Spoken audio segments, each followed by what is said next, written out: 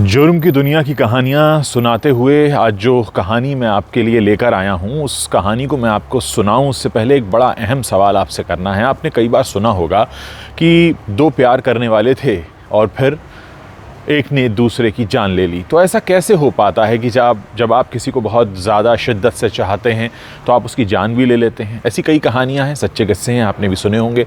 आज की कहानी भी ठीक वैसी ही है। ये कहानी शुरू होती है साल 2012 में। असल में तिरुवनंतपुरम में एक टेक्नोलॉजी इंस्टीट्यूट में एक प्रोफेसर साहब काम किया करते थे जिनका नाम था सुभाष, और उनका एक अफेयर हो गया था उन्हीं के कॉलेज में एक रिसर्च स्कॉलर के तौर पर काम करने वाली इंदु से। जो घर वाले थे, आस पड़ोस के लोग थे, उन्हें लगता था कि ये दोनों बहुत अच्छे दोस्त हैं, लेकिन वो दोनों इस बात को अच्छे से जानते थे कि वो एक दूसरे को बेहद चाहते हैं। और इसी चाहत के सिलसिले में एक दिन क्या होता है कि सुभाष एक टिकट बुक कराते हैं तिरुवनंतपुरम से कोझिकोड के लिए।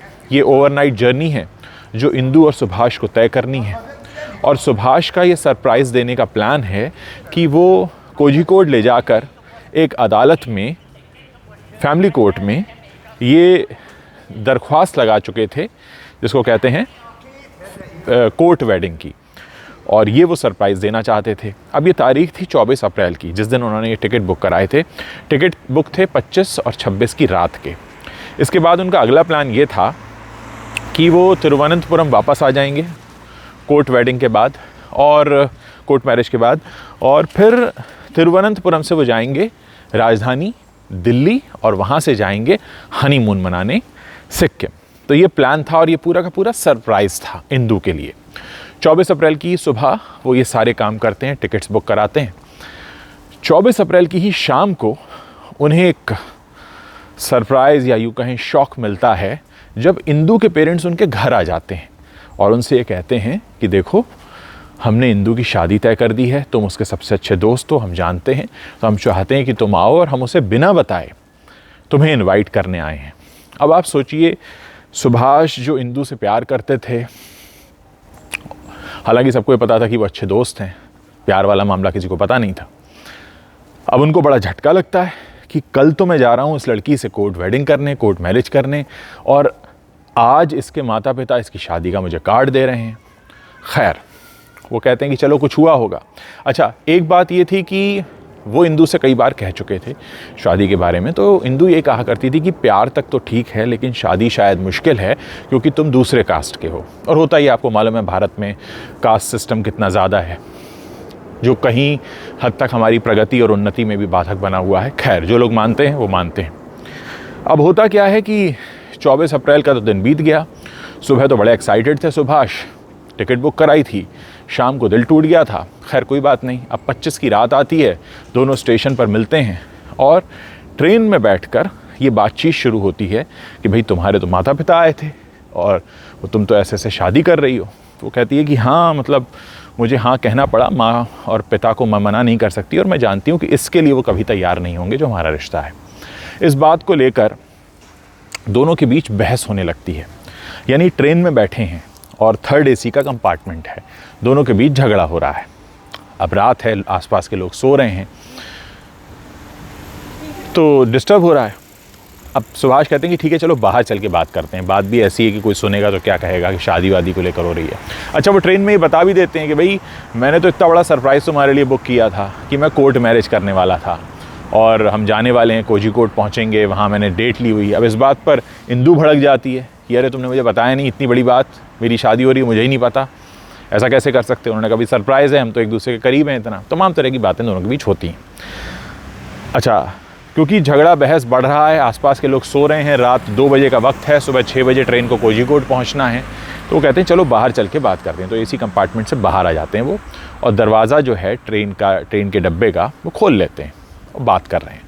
उस बातचीत में दोनों के बीच बहस होती है और वो बहस इतनी बढ़ती है कि गुस्सा आ जाता है सुभाष को, और बिना किसी प्लान के, बिना किसी तैयारी के, बिना कुछ सोचे समझे हुए सुभाष इंदु को धक्का दे देते हैं।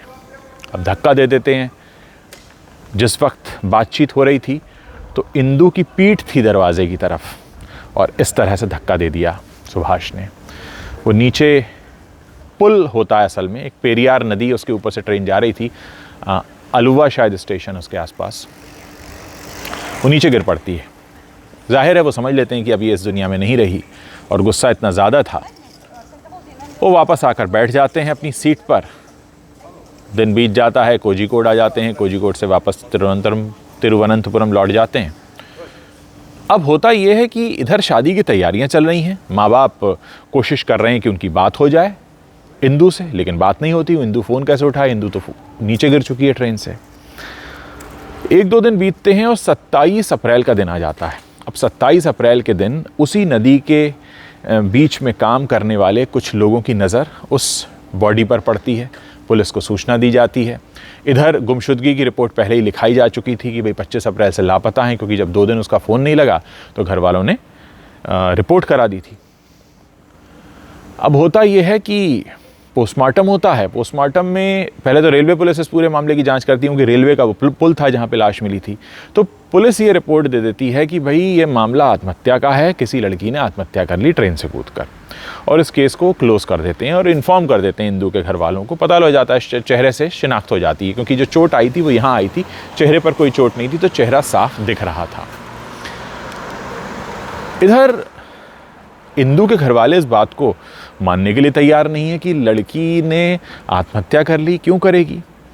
तो लोग ये कहते हैं, पुलिस से कहती है भाई शादी होने वाली थी, ऐसा तो नहीं कि शादी उसकी मर्जी के खिलाफ हो रही थी। उन्होंने कहा नहीं, ऐसा कुछ भी नहीं है। अब हो ना हो कि पुलिस बार बार ये कह रही है कि आत्महत्या है और इंदु के घर वाले इस बात को मानने के लिए तैयार नहीं।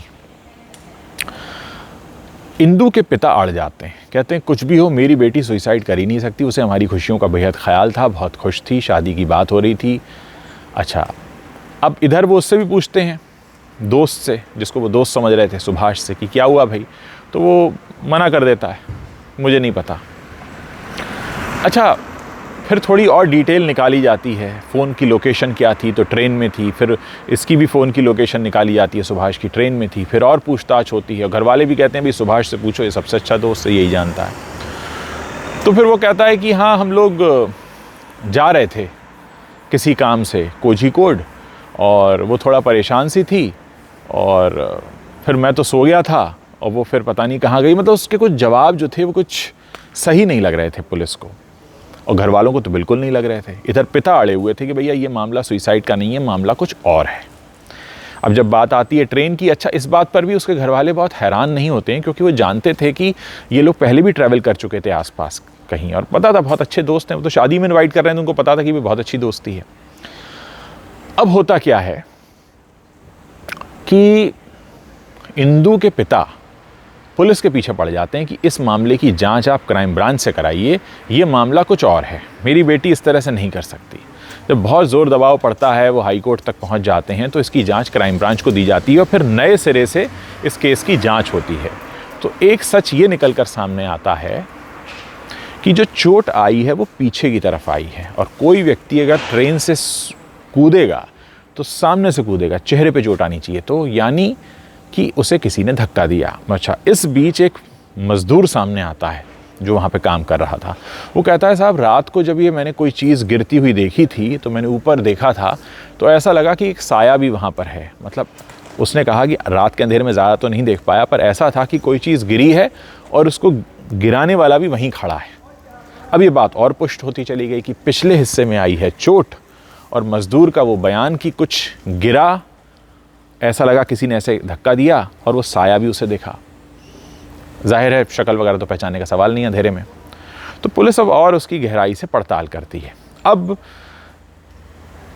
इंदु के परिवार के कहने पर सुभाष से जमकर पूछताछ की जाती है, उसके लैपटॉप, उसके फ़ोन और सारी चीज़ें खंगाली जाती हैं, और फिर पुलिस पहुंच जाती है उस टिकट बुक कराने वाले एजेंट तक जिसने इनकी टिकट बुक की थी तिरुवनंतपुरम से कोझिकोड, कोझिकोड से वापस तिरुवनंतपुरम, फिर तिरुवनंतपुरम से अगले 2 दिन बाद की टिकट थी दिल्ली की, और दिल्ली से सिक्किम। तो पूछा गया भाई ये सिक्किम विक्किम जाने का क्या चक्कर था, आसपास आप जा रहे थे वहाँ तक तो ठीक है, सिक्किम में क्या होने वाला था।